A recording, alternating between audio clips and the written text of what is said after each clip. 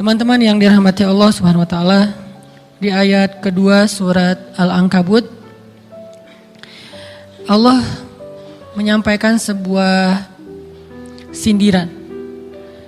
Allah nyindir dengan bahasa, emangnya manusia pikir Allah akan biarin aja mereka mengatakan kami telah beriman, sementara mereka tidak diuji.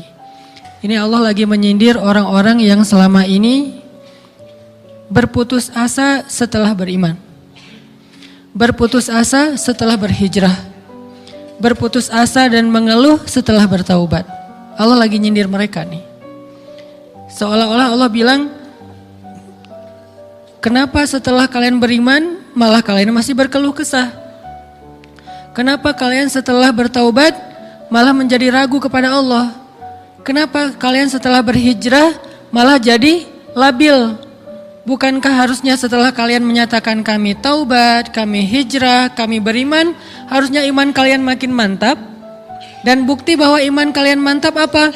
Bahwa ketika kalian diuji, kalian sama sekali tidak goyah.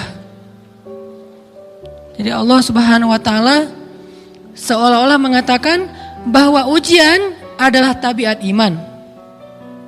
Bahwa ujian adalah tabiat iman.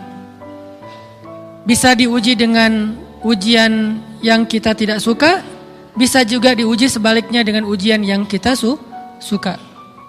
Bisa diuji dengan ujian yang sifatnya fisik, bisa diuji dengan ujian yang sifatnya harta, bisa juga diuji yang lebih berat lagi dengan ujian yang sifatnya perasaan. Yang jelas, semuanya diuji. Bisa diuji dengan ujian musibah, bisa juga diuji dengan godaan-godaan dari syaitan yang melalui hawa nafsu kita. Bisa diuji dengan kemarahan, dipancing oleh orang lain untuk marah, dipancing di sosmed untuk ngebalas komen-komen mereka, dipancing untuk berdebat, dipancing untuk akhirnya kita saling menjudge, saling menjatuhkan, saling menjelekkan. Ini semuanya bentuknya ujian. Makanya Allah Subhanahu wa taala mengatakan di pembukaan surat Al-Ankabut, kalau ujian itu adalah tabiat iman. Ujian dan keimanan itu nggak bisa dipisahkan. Apa hubungan antara iman dengan sabar? Sehingga Allah Subhanahu wa taala menilai keimanan seseorang itu dengan cara mengujinya. Apa hubungan antara iman dengan sabar? Ternyata ciri yang paling jelas orang yang imannya baik adalah sabarnya. Makin baik imannya, harusnya makin kuat kesabarannya. Jadi orang yang paling beriman itu tidak dilihat dari wawasan agamanya. Itu lebih kepada orang yang berwawasan luas, yang ilmunya banyak. Tapi belum tentu orang yang wawasannya luas adalah orang yang paling baik imannya, belum tentu. Bukankah iblis itu wawasannya luas? Dia mengerti banyak hal yang bahkan kita gak ngerti. Iblis ngerti tentang dunia di langit. Iblis mengerti tentang alam yang ada di surga, alam yang ada di akhirat. Iblis tahu, bahkan udah masuk surga. Jadi ilmu iblis lebih banyak daripada kita sekarang. Tapi kenapa iblis malah tidak sebanding antara ilmunya, wawasannya dengan ketakwaan dan kesolehannya? Karena iblis tidak sabar dengan sebuah ujian. Ujian iblis apa? Eksis. Itu ujiannya iblis. Dia udah lama eksis, followersnya banyak. Setiap dia posting, orang berlomba-lomba jadi first like. Setiap dia posting, di repost rame-rame. Di YouTube viral. Channelnya tuh paling banyak subscribersnya. Iblis. Coba cari nanti di YouTube iblis. Ada gak channel? Itu udah viral banget loh. Eksis banget. Tiba-tiba datang pendatang baru. Muncul pendatang baru. Pendatang baru ini tiba-tiba melejit. Followersnya langsung nambah. Kejar-kejaran akhirnya disalib. Pas lagi kayak gitu dia gak kuat dengan ujian nama besar, ujian eksistensi, ujian popularitas, ujian siapa yang lebih dihargai, ujian-ujian kayak gitu. Sama kayak kita kadang-kadang ngerasa udah banyak jasa dalam sebuah organisasi, udah banyak jasa dalam sebuah komunitas, udah banyak jasa dalam sebuah lingkungan, masjid, sekolah, organisasi, teman-teman, kita yang paling sering berkorban. Tapi ternyata yang eksis, yang masuk media, yang masuk TV justru orang lain. Itu kan ujian ya. Nah ini nih yang kadang-kadang ujian namanya zulzilu, diguncang perasaannya. Bukan diuji dengan fisik, kadang-kadang ujian sakit, capek, lelah, buat kita bisa kita lalui tuh dalam sebuah organisasi nih. Kita lagi bikin kegiatan sosial, baksos. Di sekolah, dengan OSIS-nya, dengan ROHIS-nya, di kampus, dengan BEM-nya, dengan LDK-nya, kita bikin acara baksos. Kan effortnya lumayan ya. Kita begadang untuk meeting, kita survei lapangan, kita kerja malah tidur sehari cuma 1,5 jam, 2 jam. Fisik kita lelah, fisik kita capek, kadang sampai sakit. Sampai dirawat di rumah sakit gara-gara kena misalnya tipes gitu, gara-gara kita habis-habisan bekerja, itu buat kita gak masalah. Ujian fisik kita lalui. Dan besok mau ngadain lagi, kita yang paling semangat dan aktif. Gak masalah capek juga. Gak masalah juga kita lelah. Gak masalah kurang tidur. Gak masalah berjalan jauh. Gak masalah. Satu, ujian harta. Kita yang justru nombokin. Kita yang nalangin dulu modal-modal untuk kegiatan-kegiatan tersebut. Kalau ternyata gak tercover dananya, akhirnya gak bisa dibalikin talangan kita, gak apa-apa, kita ikhlas. Kita berkorban dengan harta kita. Butuh apa? Saya bayarin. Butuh apa? Kita lewatin ujian harta. Tapi begitu ujian perasaan, kita udah capek, lelah, kurang tidur, nombokin, nalangin habis-habisan. Ternyata teman kita yang jadi ketua panitia ada kadang cuma masalah itu doang. Atau dia yang jadi PR-nya. Yang namanya PR ketika diliput oleh media kan dia yang muncul mukanya kan. Akhirnya diundang oleh misalnya hitam putih lah atau apalah. Kok dia yang muncul di sana? Atau diundang berdua, tapi sampai di sana dia yang banyak ngomong, kita diam aja. Pulang-pulang pundung. Begitu besok mau ngadain lagi, udah gak mau terlibat. Left group. Kenapa itu terjadi? Ujian zulzilu, perasaan. Itu yang dialamin oleh iblis. Iblis rela banget disuruh beribadah, sujud beribu-ribu tahun, kuat iblis. Kalau kita mungkin jidatnya hitam, kalau iblis mungkin udah kepala-kepalanya hitam, saking rajinnya sujud. Wah, ibadahnya udah ribuan tahun. Iblis disuruh berkorban dengan harta yang dia miliki, dia kasih aja semuanya.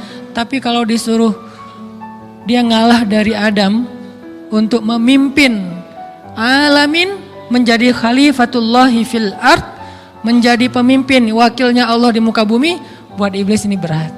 Kenapa dia? Ana khairum min, saya lebih baik daripada dia. Saya lebih senior daripada dia. Saya lebih sehat daripada dia. Saya lebih keren daripada dia. Saya lebih. Ujian emosional, ujian ego, ujian perasaan. Itu yang lebih berat buat kita. Kadang sakit dan dirugiin orang lain, teman segala macam kita masih oke lah. Selama ini asal kita ngumpul selalu gua yang bayarin, oke deh, gak usah dibahas. Baru dibahas nanti pas sakit hati. Kalau belum sakit hati kan gak dibahas kan? Gak apa-apa deh, kita terus yang bayarin, kita traktirin ngopi apa segala macam. Gak pernah dibahas. Kebersit sih di benak kita, cuman gak mau dibahas. Kenapa? Udahlah biarin aja, easy going. Kemudian kayak kita yang capek harus rempong sana kemari segala macam. Selalu acaranya di rumah kita, akhirnya kita yang bayarin, kita yang rempong, nyiapin segala macam, bebersih sendiri.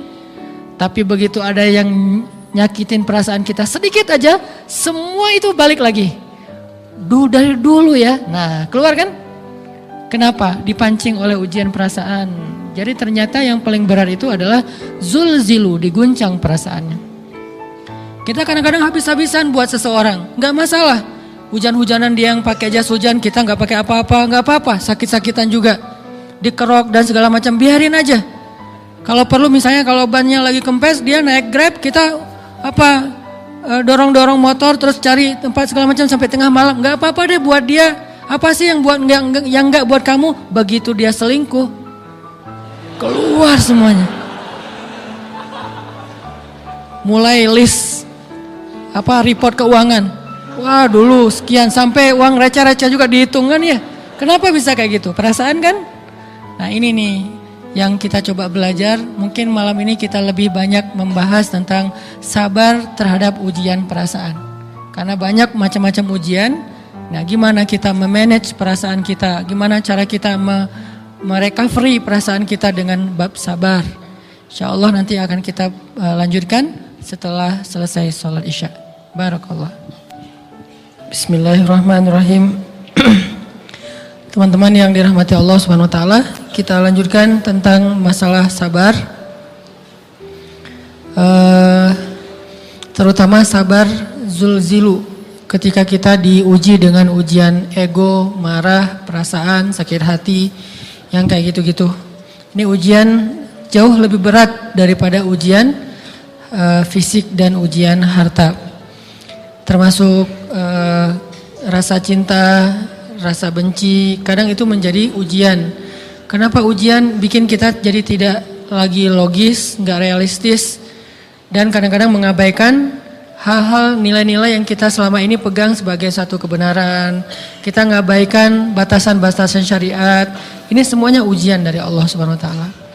Sehingga tidak disebut orang yang beriman kecuali ketika Allah Subhanahu wa taala melihat dia sabar dalam ujian. Kalau dia nggak sabar dalam ujian, malah di dalam pembukaan surat Al-Ankabut tadi Allah menggolongkan mereka termasuk orang-orang yang munafik. Apa arti yang orang munafik?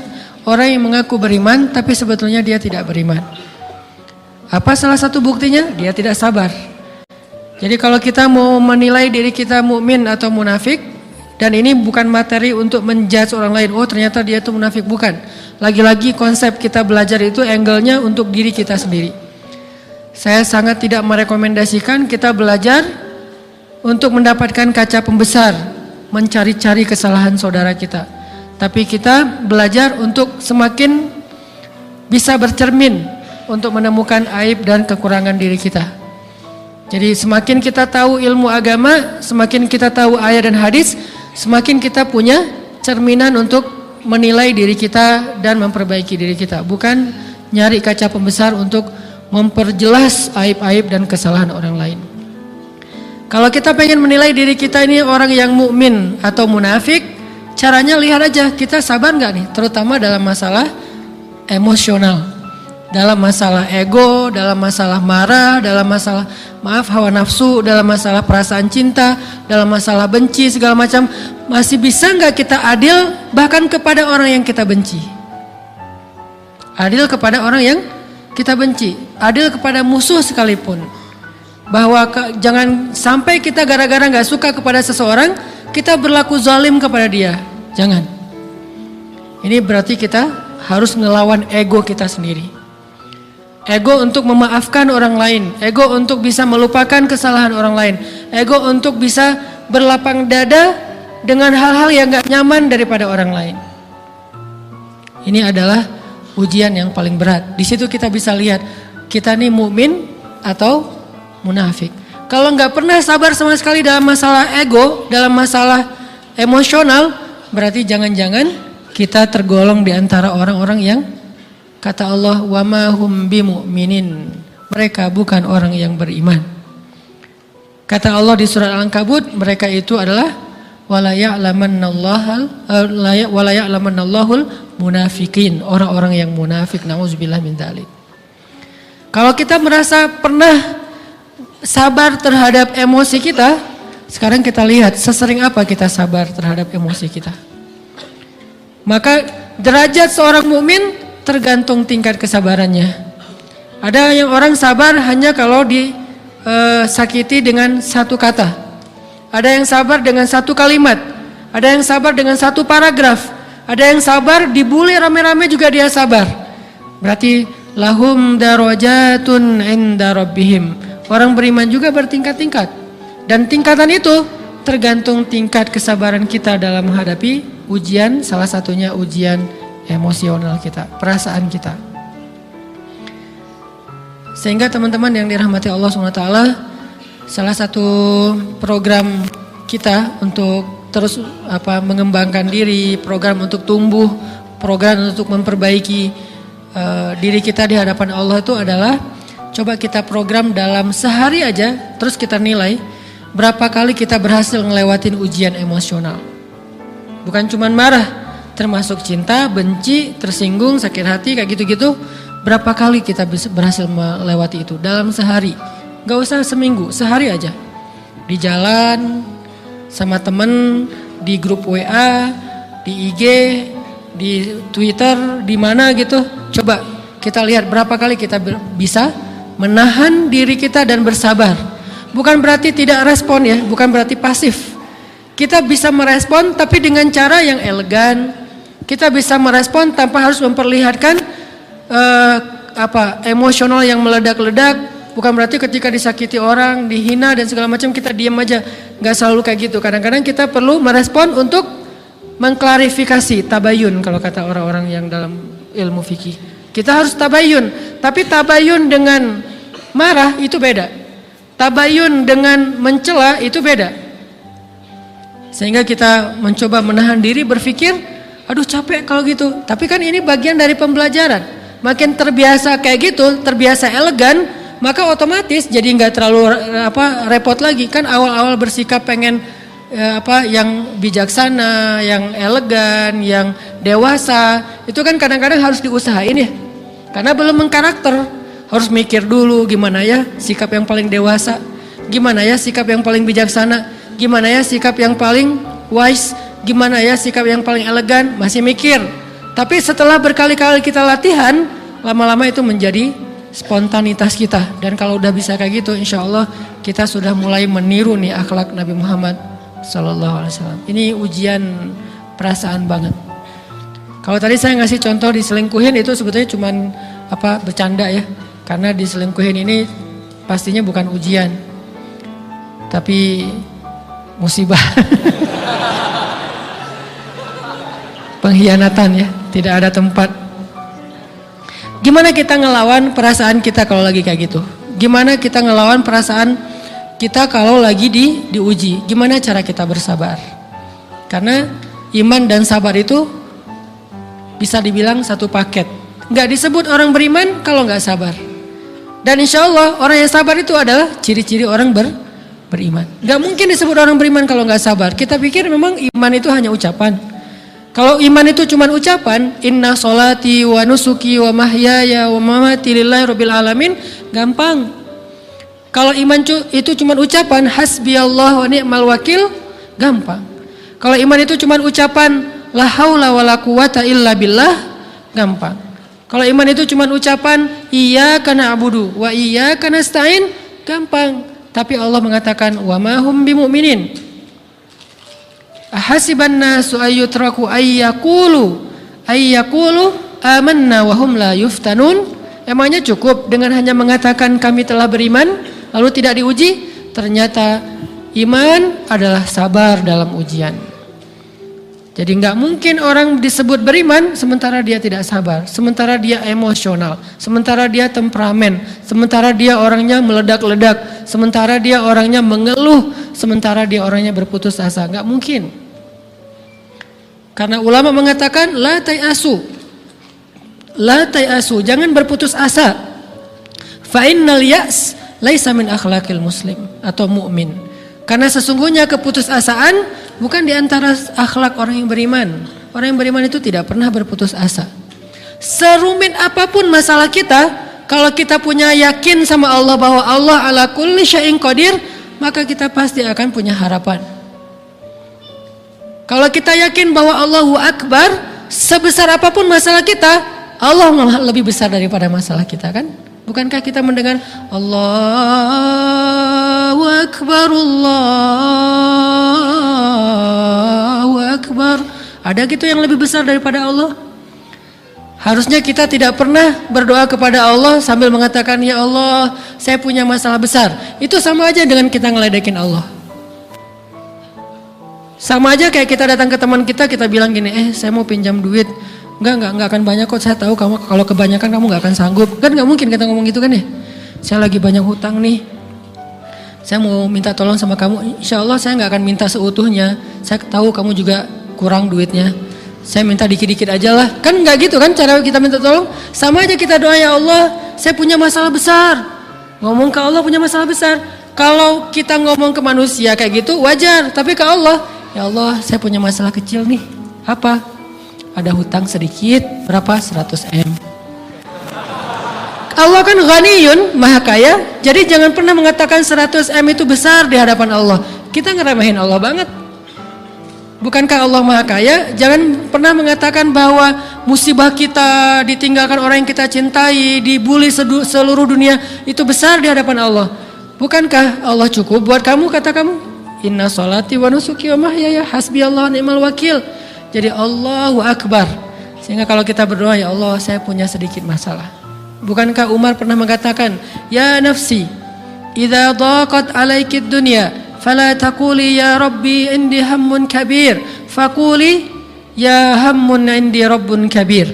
Wahai jiwaku, kalau kamu merasakan kesempitan, kegalauan, bingung, sakit, jangan pernah kamu mengatakan ya Rabbi saya punya masalah besar, tapi katakanlah wahai masalah saya punya Rabb yang maha besar.